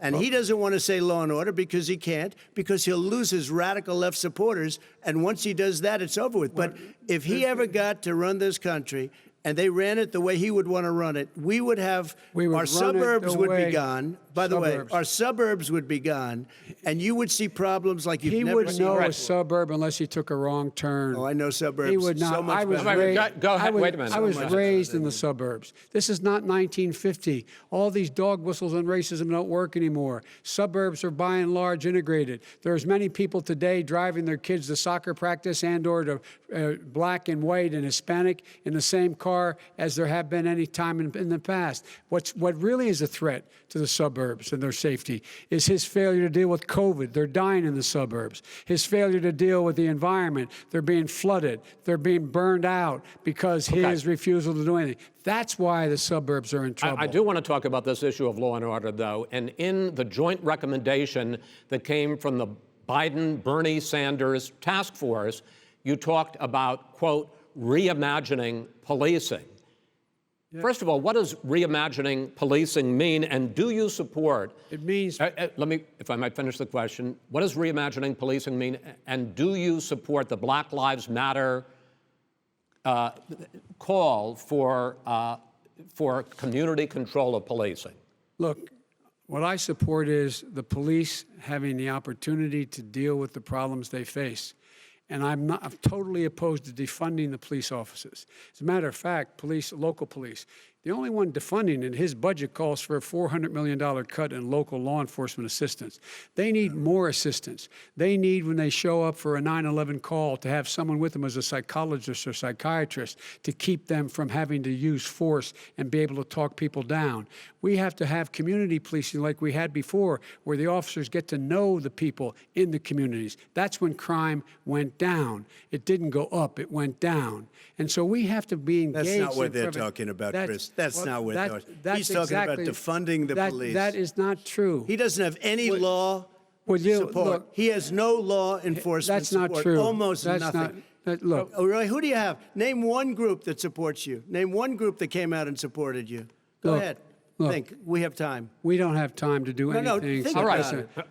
Look, Name one law enforcement group that came out and supported gentlemen, you. I think I'm going to take back the There moderator's aren't. I don't role, think there are any. and I want to get to another subject, which is the issue of protests in many cities that have turned violent. In Portland, Oregon, especially, we had more than 100 straight days of protests, which I think you would agree. You talk about peaceful protests. Many of those turned into riots. Mr. Vice President, you say that people who commit crimes should be held accountable. The question I have, though, is, as the Democratic nominee, and earlier tonight you said that you are the Democratic Party right now, have you ever called the Democratic mayor of Portland or the Democratic governor of Oregon and said, hey, you got to stop this, bring in the National Guard, do whatever it takes, but you stop the days and months of violence in Portland? I don't hold public office now. I am a former vice president. I've made it clear in my public statements that the violence should be prosecuted. It should be prosecuted, and anyone who commits it but should be prosecuted. But you've never called for the people, the leader. Excuse me, sir. You have never called for the leaders in Portland and in Oregon to bring in the National Guard and knock off 100 days of riots. They can, in fact, take care of it if he just stay out of the way. Look here. Oh, really? Really? Here's the thing. I sent in the U.S. Marshals to get the killer of the young man in the middle of the street. They shot him, and for 3 days, President Trump, Portland wouldn't do anything. I had to send in the U.S. Marshals. They took care of business. Go ahead, sir. And by the way, his own former spokesperson said, riots and chaos and violence help his cause. That's what this is all about. I don't know who said that. I do. Who? I think Kellyanne Conway. I don't think she said that. She said that. And so here's the But here's the point. Go ahead, the point is that's what he keeps trying to rile everything up. He doesn't want to calm things down.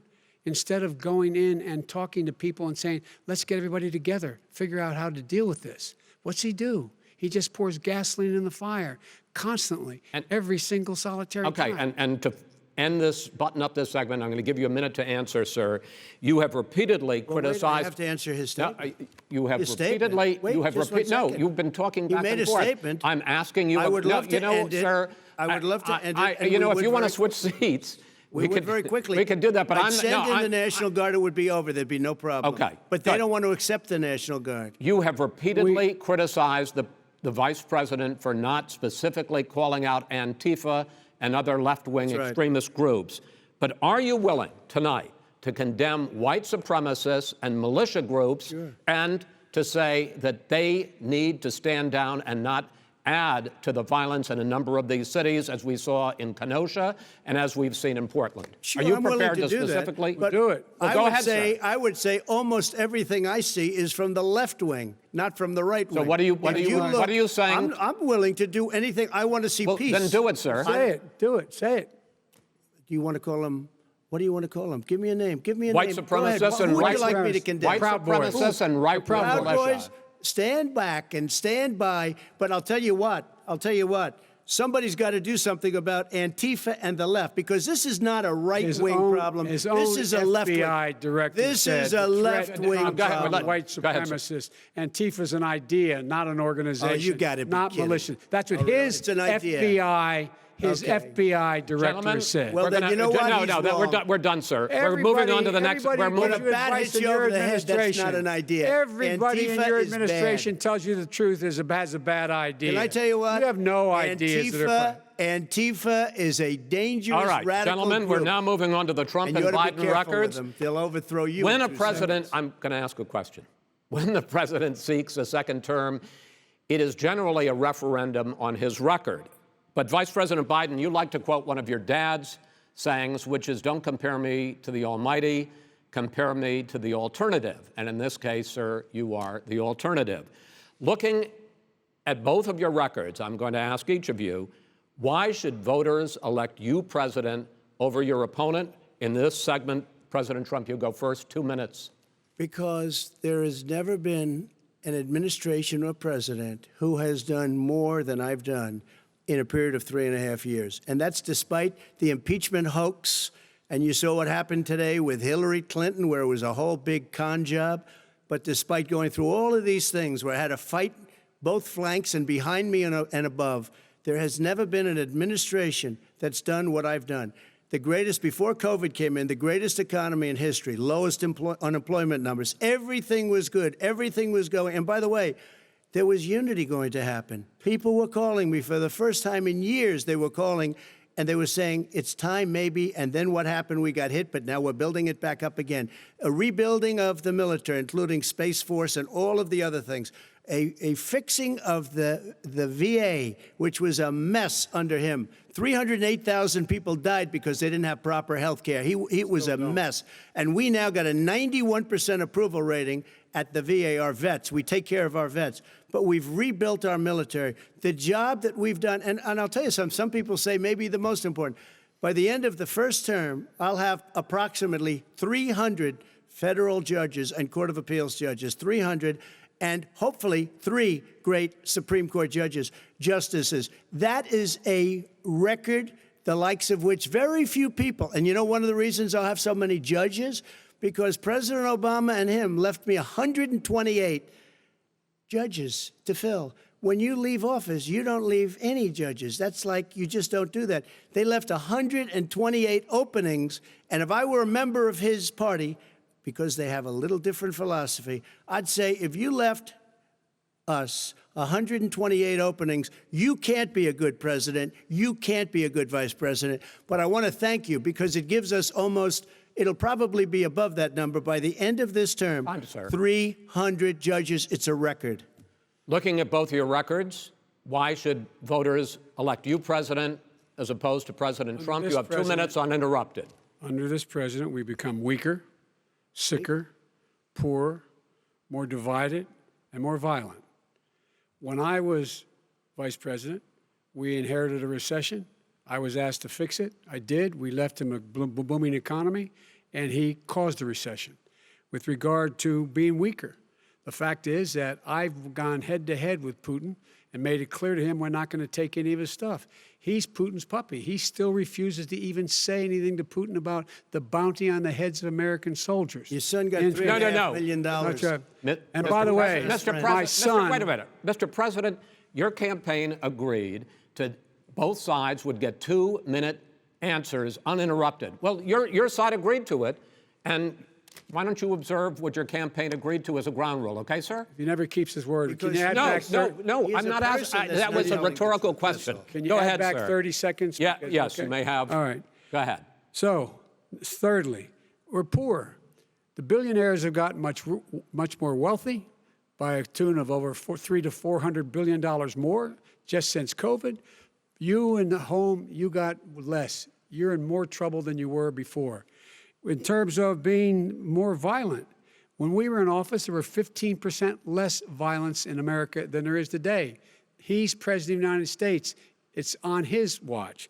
And with regard to more divided, the nation can't stay divided. We can't be this way. And speaking of my son, the way you talk about the military, the way you talk about them being losers and being and just being suckers. My son was in Iraq. He spent a year there. He got the Bronze Star. He got the Conspicuous Service Medal. He was not a loser. He was a patriot, and the people left behind there were heroes. Really? And I resent. Are you talking like about hell. Hunter? Are you talking about Hunter? I'm talking about my son, Beau Biden. You're talking about. I don't know Beau. I know Hunter. Yeah, Hunter you know got Beau. Hunter got thrown out of the military. He was thrown out, dishonorably discharged. That's not true. He for wasn't dishonorably cocaine use. And he didn't have a job until you became vice president. And once you None became of that vice is president, true. he made a fortune in Ukraine, in China, in Moscow, That is simply and various not other places. true. He My made son, a fortune. My son, and he didn't have a job. My son, like a lot of people we know at home, had a drug problem. He's overtaken it. He's fixed it. He's worked on it, and I'm proud of him. But why was he proud of given my tens son. of millions All of right. But dollars? he wasn't given All right. tens of He millions was of dollars. given That tens is of totally, millions of that's been dollars. totally President Trump, discredited. we've already been through. Totally discredited.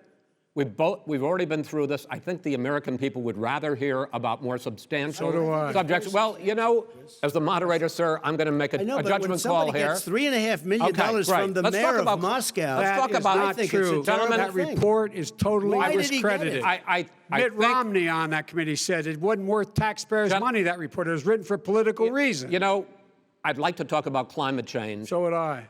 Okay.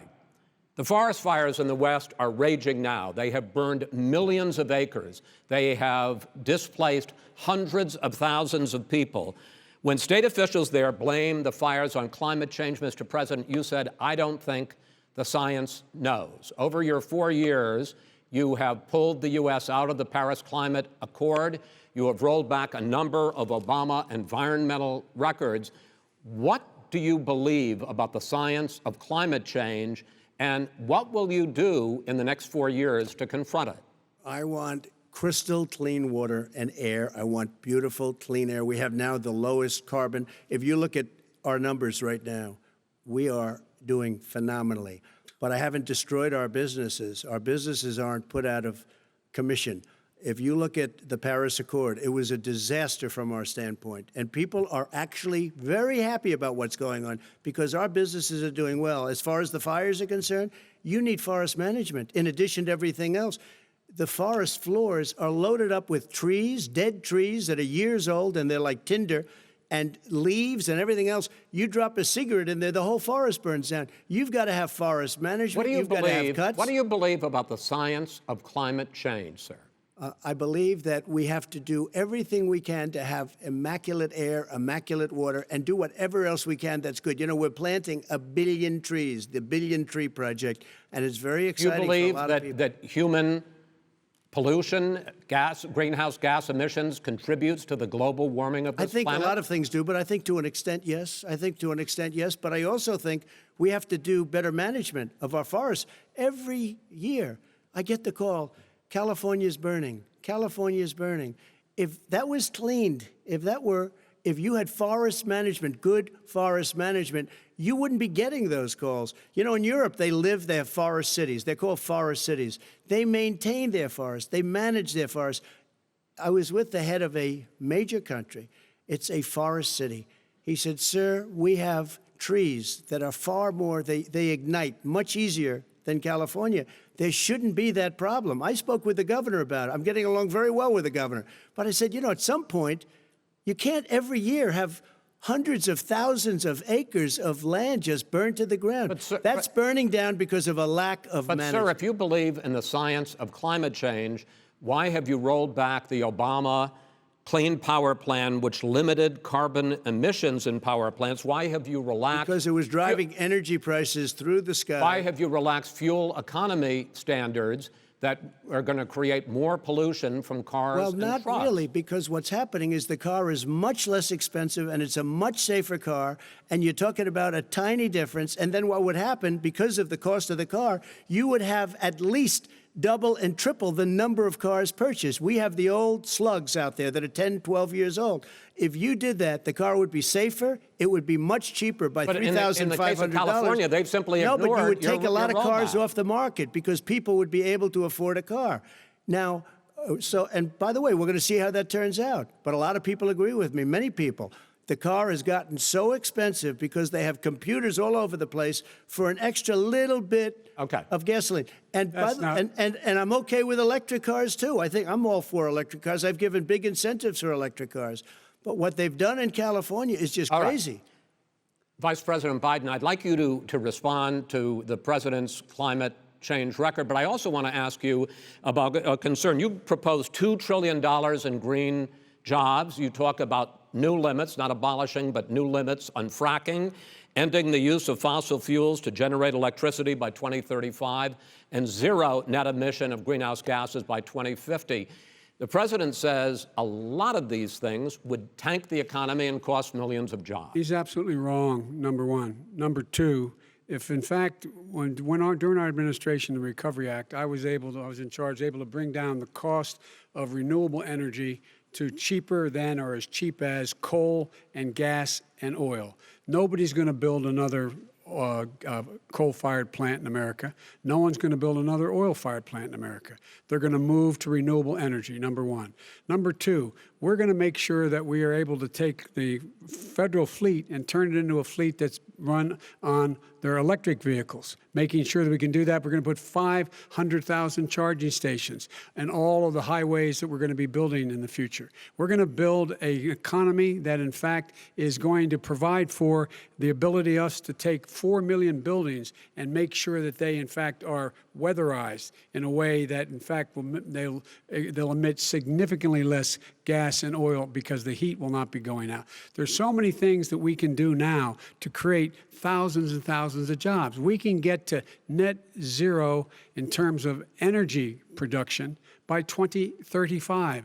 Not only not costing people jobs, creating millions of good paying jobs, not $15 an hour, but prevailing wage, by having a new infrastructure that, in fact, is green. And the first thing I will do, I will rejoin the Paris Accord. I will join the Paris Accord because with us out of it, look what's happening. It's all falling apart. And talk about someone who has no relationship with foreign policy. Brazil, the rainforests of Brazil are being torn down, are being ripped down. More carbon is absorbed in that rainforest than every bit of carbon that's emitted in the United States. Instead of doing something about that, I would be gathering up and making sure we had the countries of the world coming up with $20 billion and say, here's $20 billion. Stop tearing down the forest. And if you don't, then you're going to have significant economic consequences. What about the argument that President Trump basically says that you have to balance environmental interests and economic interests, and he's drawn his line? Well, he hadn't drawn a line. He still, for example, he wants to make sure that methane's not a problem. You can now emit more methane without it being a problem. Methane. This is a guy who says that you don't have to have mileage standards for automobiles that exist now. This is a guy who says that, well, the fact that it's all true. And here's the deal. He's talking about the Green New Deal, and it's not $2 billion or $20 billion, as you said. It's $100 trillion. I'm talking about where they the want to Biden rip down plan. Go for a buildings minute, and then you can go. and rebuild the building. No, It's the that is dumbest, not- most that ridiculous, is not where the case. airplanes are out of minute, sir. business, That's it. where two-car systems are out, where they Not want to true. take out the cows, too. Not That's not true. true either, right? Not this is true.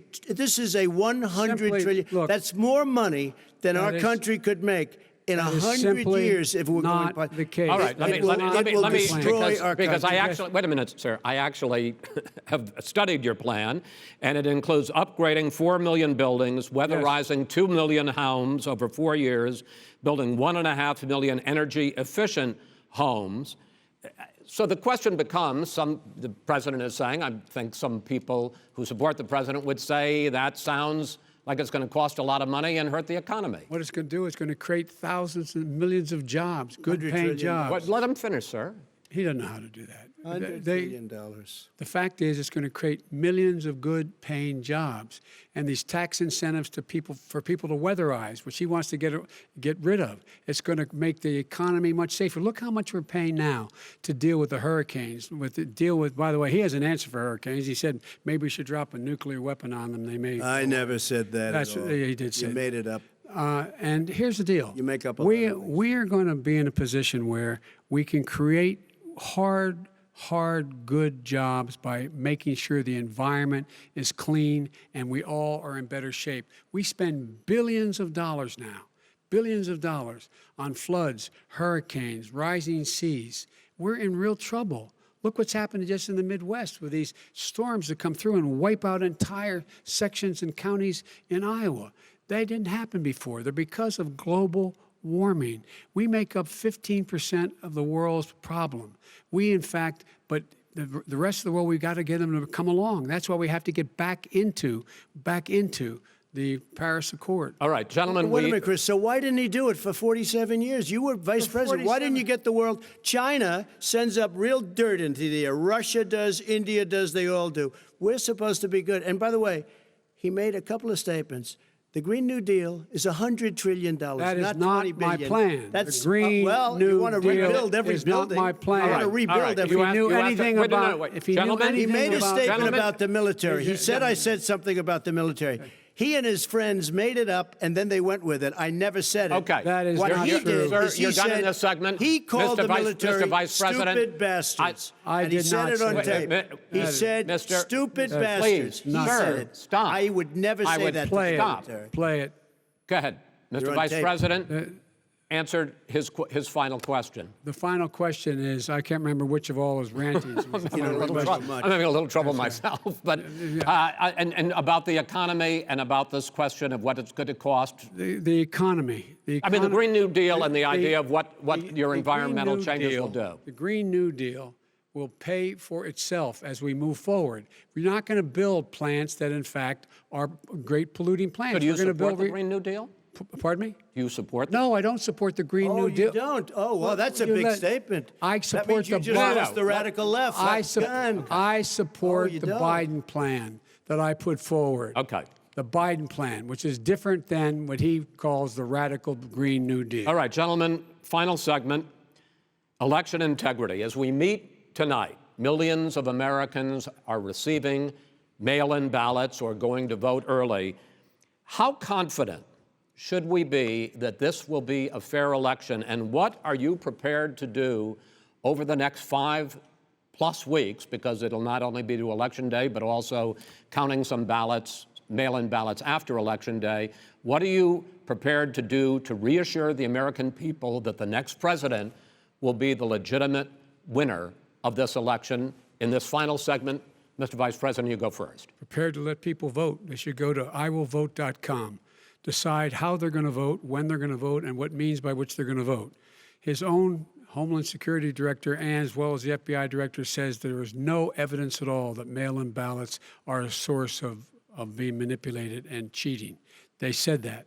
The fact is that there are going to be millions of people because of COVID that are going to be voting by mail-in ballots, like he does, by the way. He sits behind the Resolute desk and sends his ballot to Florida, number one. Number two, we're going to make sure that those people who want to vote in person are able to vote because enough poll watchers are there to make sure they can socially distance. The polls are open on time, and the polls stay open until the votes are counted.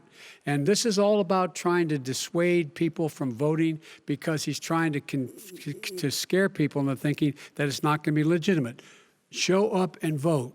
You will determine the outcome of this election. Vote, vote, vote. If you're able to vote early in your state, vote early. If you're able to vote in person, vote in person. Vote whatever way is the best way for you, because he cannot stop you from being able to determine the outcome of this election. And in terms of whether or not when the votes are counted, and they're all counted, that will be accepted. If I win, that will be accepted. If I lose, that'll be accepted. But by the way, if in fact he says he's not sure what he's going to accept, well, let me tell you something. It doesn't matter, because if we get the votes, it's going to be all over. He's going to go. He can't stay in power. It won't happen. It won't happen. So vote. Just make sure you understand you have it in your control to determine what this country is going to look like the next 4 years. Is it going to change? You're going to get 4 more years of these lies. Mr. President, 2 minutes. So when I listened to Joe talking about a transition, there's been no transition from when I won. I won that election. And if you look at crooked Hillary Clinton, if you look at all of the different people, there was no transition because they came after me trying to do a coup. They came after me spying on my campaign. They started from the day I won and even before I won, from the day I came down the escalator with our First Lady. They were a disaster. They were a disgrace to our country. And we've caught them. We've caught them all. We've got it all on tape. We've caught them all. And by the way, you gave the idea for the Logan Act against General Flynn. You better take a look at that because we caught you in a sense. And President Obama was sitting in the office. He knew about it too. So don't tell me about a free transition. As far as the ballots are concerned, it's a disaster. A solicited ballot, okay, solicited is okay. You're soliciting, you're asking, they send it back, you send it back. I did that. If you have an unsolicited, they're sending millions of ballots all over the country. There's fraud. They found them in creeks. They found some with the name Trump, just happened to have the name Trump just the other day in a waste paper basket. They're being sent all over the place. They sent 2 in a Democrat area. They sent out 1,000 ballots. Everybody got 2 ballots. This is going to be a fraud like you've never seen. The other thing, it's nice on November 3rd, you're watching and you see who won the election. And I think we're going to do well because people are really happy with the job we've done. But you know what? We won't know. We might not know for months because these ballots are going to be all over. Take a look at what happened in Manhattan. Take a look at what happened in New Jersey. Take a look at what happened in Virginia and other places. They're not losing 2%, 1%, which, by the way, is too much. An election could be won or lost with that. They're losing 30 and 40%. It's a fraud, and it's a shame. And can you imagine where they say you have to have your ballot in by November 10th? November 10th. That means that's 7 days after the election, in theory, should have been announced. Okay. We have major states with that, sir, all run by Democrats. 2 minutes is 2 minutes. All run by Democrats. It's President a Trump, it's a rigged election. You're going to be able to continue. You have been charging for months that mail-in balloting is going to be a disaster. You say it's rigged, that it's going to lead to fraud. But in 2018, in the last midterm election, 31 million people voted mail-in voting. That was a quarter, more than a quarter, of all the voters that year cast their ballots by mail. Now that millions of mail-in ballots have gone out, what are you going to do about it? And are you counting on the Supreme Court, including a Justice Barrett, to settle any dispute? Yeah, I think I'm counting on them to look at the ballots, definitely. I hope we don't need them in terms of the election itself. But for the ballots, I think so. Because what's happening is incredible. I read today, where at least 1% of the ballots for 2016 were invalidated. They take them, we don't like them, we don't like them. But they throw them out left and right. There are millions of ballots going out right now. What you do is you go and vote. You do a solicited ballot, and that's okay, or you go and vote. I'm asking you about the fact that millions of people You go and vote. You go and vote. But like what I'm they, saying is, like what are you they gonna used do about to the fact in the that old. millions of people. You either do, Chris, a solicited ballot where you're sending it in, they're sending it back, and you're sending. They have mailmen with lots of it. Did you see what's going on? Take a look at West Virginia, mailmen selling the ballots. They're being sold. They're being dumped in rivers. This is a horrible thing for our country. There is no, this is not, there is no this is evidence not going going to that. end well. There is Okay. no This evidence is of that. not going Vice to President end well. Biden- 5 states fact- have had go ahead, sir. mail-in ballots for the last decade or more, 5, including 2 Republican states. And you don't have to solicit the ballot. It's sent to you. It's sent to your home. What we're saying is, they're saying is that it has to be a postmark by the time, by Election Day. If it doesn't get in till the 7th, 8th, 9th, it still should be counted. He's just afraid of counting the votes because he knows You're what the wrong. outcome You're is. wrong. No, I want to continue with you on I this, love Vice counting the President votes. Biden. Chris, he's so wrong when he makes a in fact, statement no, like that. excuse me, Vice President Biden, the biggest problem, in fact, over the years with mail-in voting has not been fraud historically. It has been that sizable numbers, sometimes hundreds of thousands of ballots are thrown out because they have not been properly filled out, or there is some other irregularity, or they missed the deadline. So the question I have is, are you concerned that the Supreme Court with a Justice Barrett will settle any dispute? I'm concerned that any court would settle this because here's the deal. When you get a ballot and you fill it out, you're supposed to have an affidavit. If you didn't know, you have someone say that this is me. You should be able to, if in fact you can verify that's you before the ballot is thrown out, that's sufficient to be able to count the ballot because someone made a mistake and not dotting the correct I. Who they voted for, testify, say who they voted for, say it's you, that is totally legitimate.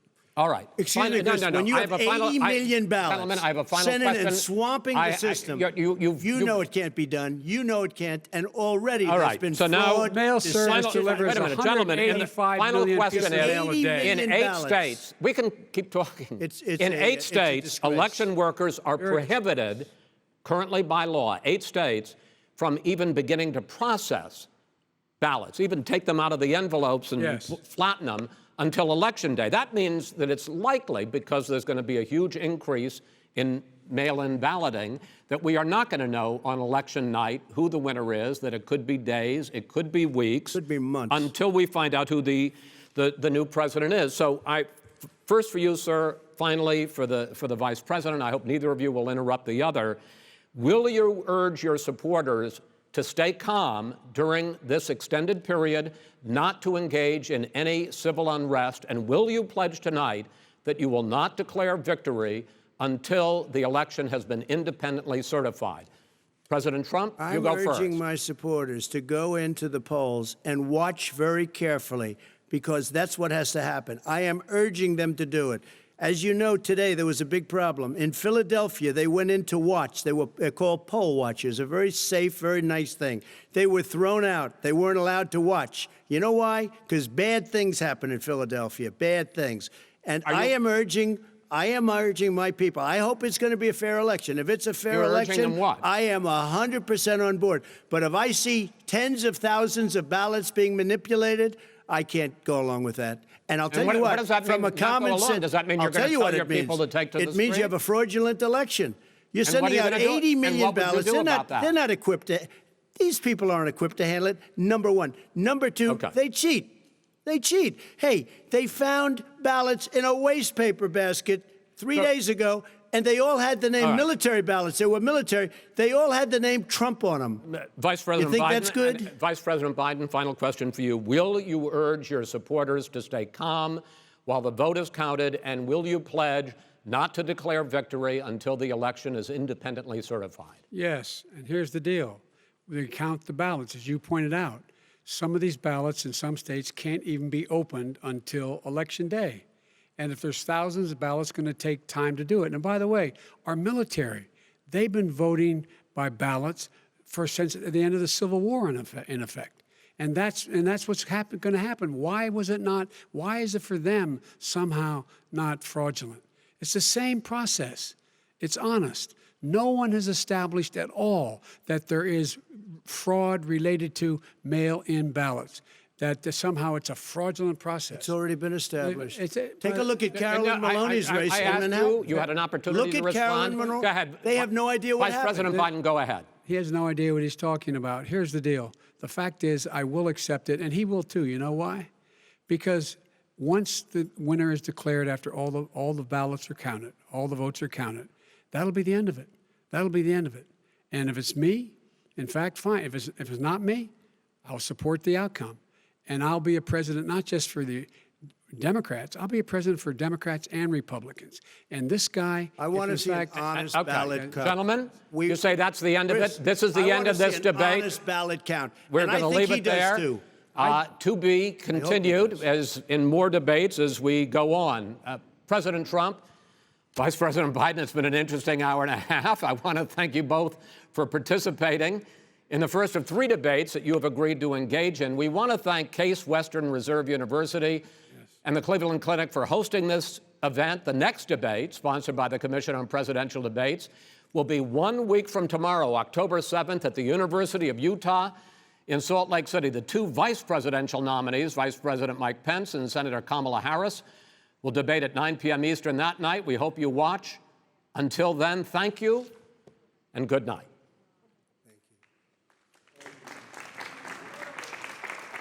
Thank you.